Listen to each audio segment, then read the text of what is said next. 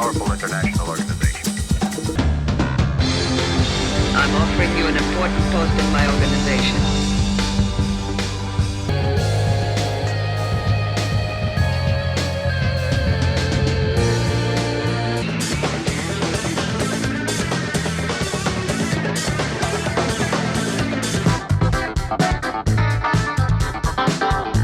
Watch your step every single minute. You'll be in the greatest possible danger. He's a professional spy. Now it's obvious they must have an informer. One of the three of us. Now, shall we talk business? What kind of business? They started real wars so they could sell to both sides.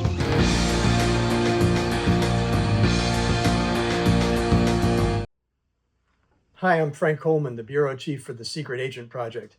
And today is October 5th, 2025, which means it is the 5th anniversary of the release of the first Secret Agent album, Declassified, on MI5 Recordings, distributed by Universal Music Group. Yes, that Universal. It is kind of hard to believe because it took about 20 years, actually, in development. And it turned out to be one of the most meaningful moments of my life, both personally and professionally, so it's time to open the dossier and take a look back.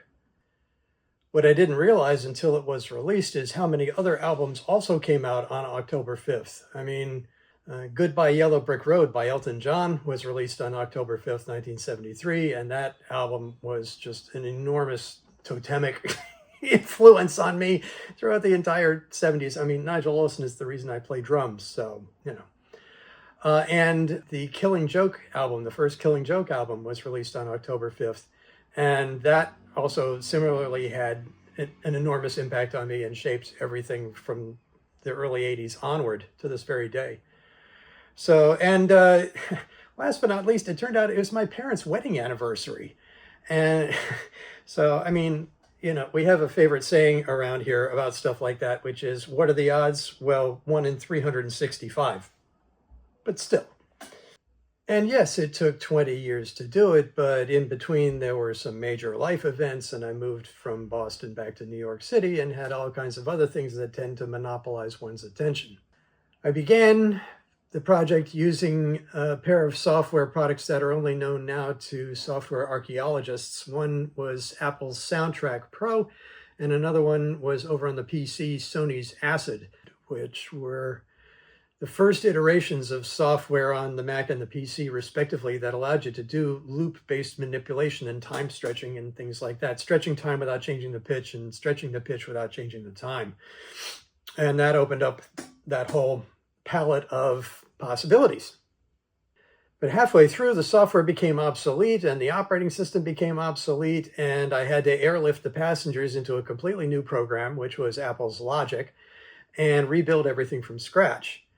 If you're curious about that process, I've got a deep dive series called Declassified: The Annotated Versions, where I go into each one of the songs. There's a video for each of the 9 songs, and just really every nut and bolt that I am authorized to divulge. So there's that. And that is on our YouTube channel, and I'm going to start posting it here. But most importantly, it's on our Patreon page, and we always welcome new recruits. Finishing Declassified also coincided with the rise of consumer-level virtual reality. And that's something I've been waiting for for a very long time, since the early 90s. And so that led me to create a music video for Portofino built entirely in VR. There's also a behind-the-scenes video about that, about how that all came together as well. I love VR. VR is the creative platform I've been waiting for all my life. And I'm not a gamer. I just use it to build things, to make things. I also, because it's my inclination to do so, and because, frankly, I can, designed all the artwork for this, not just online, but also in print. And that culminated in this. This is one of 50 limited edition CDs that I had made and gave to friends and colleagues. And this is the innards of the CD here. and it has a lovely little booklet inside.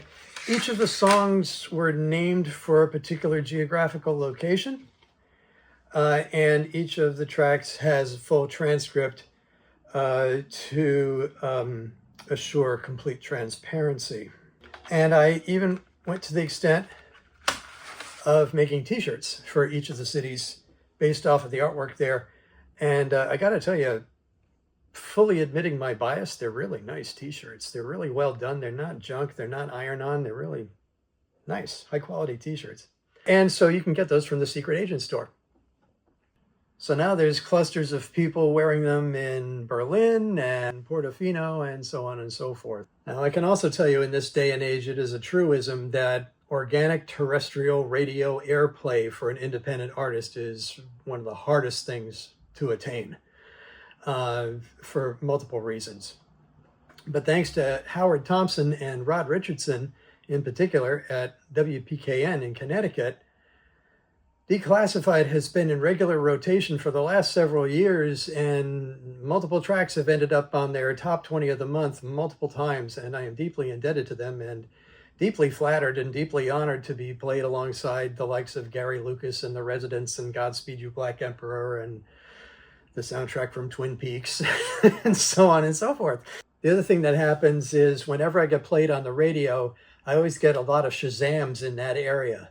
So that means that people are hearing it and then reaching for their phone going, what is that? I need to know what that is, and looking me up. And because it's a real album on Apple Music and Spotify and Amazon and all the rest of the usual suspects, I get reports back and I can see where, in what cities people are listening to the album and like how many, which is fantastic. So I've got little clusters of people all over the world in Ghent, in South Africa, in Manchester City, in Japan, in South America. Just incredible. So a huge thanks to Ted Mason at MI5 and everybody for believing in this record and supporting us, and to our friends and fans and covert operatives around the world.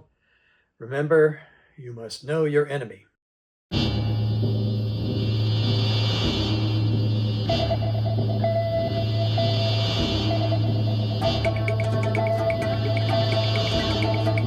According to the note we got, he was to be here at exactly 1 o'clock.